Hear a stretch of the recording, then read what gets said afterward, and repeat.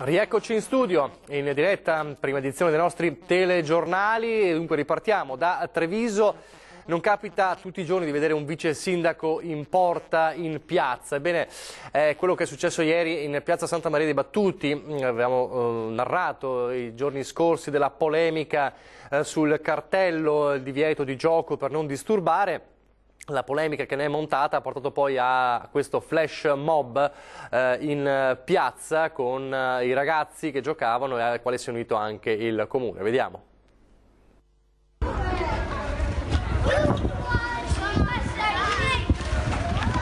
Una partita di calcio improvvisata non su un prato verde bensì in piazza, e non una piazza qualsiasi ma Santa Maria dei Battuti, quell'area di Treviso che tanto ha fatto parlare e continua a far parlare di sé, prima per la chiusura alle auto, poi per i lunghi lavori di riqualificazione, infine per l'ultima polemica legata ai cartelli poi tolti che vietavano giochi sull'intera area. Nel pomeriggio il flash mob con tanti bambini impegnati in una singolare partita di calcio tra i passanti che sorridenti osservavano la scena. Quella che era nata come una forma di protesta è diventata l'occasione per ribadire l'importanza di riportare in piazza le famiglie. Nel momento in cui togliamo i bambini, togliamo l'anima a una piazza, togliamo le mamme, togliamo le nonne, togliamo tutta quella che è la vivacità di una piazza.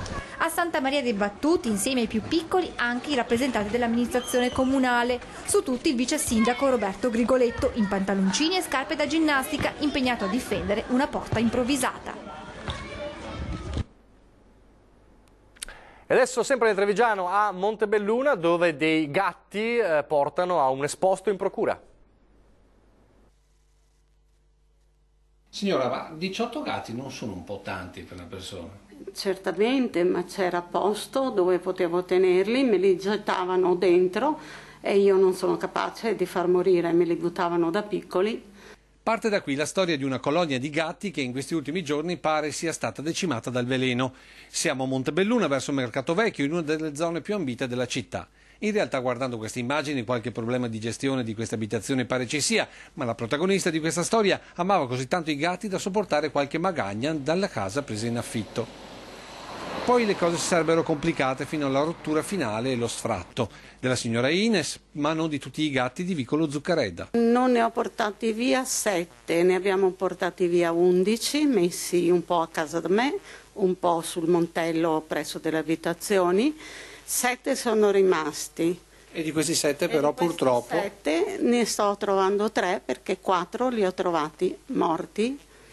Non so come, non credo sotto le macchine, ma li ho trovati morti attorno a casa. Felini che pare potrebbero essere finiti in mezzo a questa disputa, che finirà pare davanti al giudice, e non solo per questioni di affitto. C'è un codice, c'è una legge, c'è qualcosa insomma, che tutela questi animali? C'è un articolo del codice penale, 544 bis, che sanziona chi cagiona la morte inutilmente o con crudeltà alla pena della reclusione da 4 mesi a 2 anni.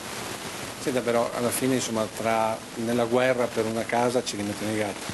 Si mettono i gatti, ci mette chi non ha voce, chi non ha possibilità di difendersi, quindi è importante che chiunque veda, a parte in questo caso, ma in altri casi, diciamo, azioni criminose, crudeli verso gli animali, denunci alla polizia e ai carabinieri queste azioni. Perché oltre al rispetto che comunque va tenuto anche con gli animali da compagnia, per questi gatti ora c'è un appello al buon cuore. Sono rimasti 3 gatti superstiti, dei quali io chiedo l'aiuto per 2 di loro, perché non saprei, una purtroppo è ammalata, è cieca e non sente, quella sono ancora disposta di tenerla con me perché devo curarla. Siamo in chiusura, io vi ricordo che se avete un problema, un disagio che nessuno risolve, potete rivolgervi a noi di Antenna 3, con lo dico ad Antenna, redazione @antenna3.it, la prima opzione, quella della mail, oppure un messaggio segreteria allo 0422 023 0898, oppure sms WhatsApp al 351 175 5340 e noi verremo da voi per raccogliere la vostra segnalazione e poi girarla a chi di dovere.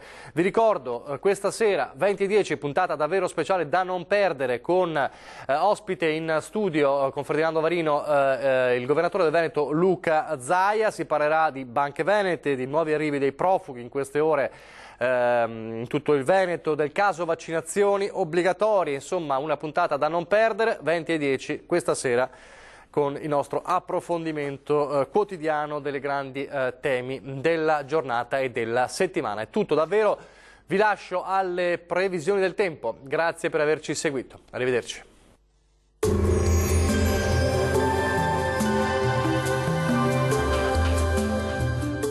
Locanda al glorioso Piave, cucina raffinata e prelibata a base di pesce e carne, ideale anche per banchetti e matrimoni.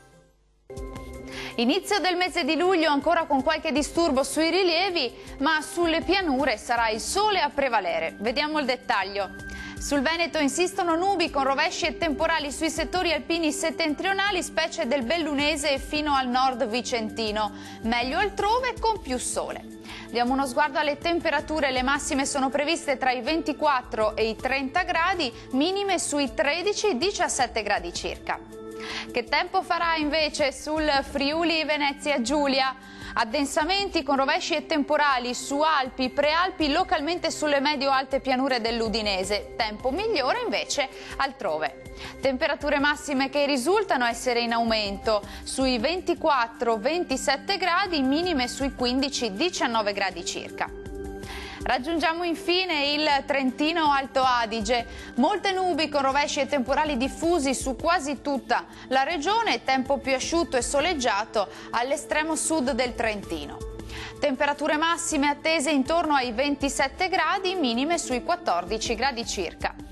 Il mare sarà generalmente poco mosso, i venti moderati e sud-occidentali.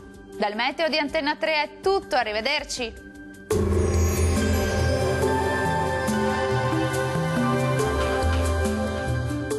Locanda al glorioso Piave, cucina raffinata e prelibata a base di pesce e carne, ideale anche per banchetti e matrimoni.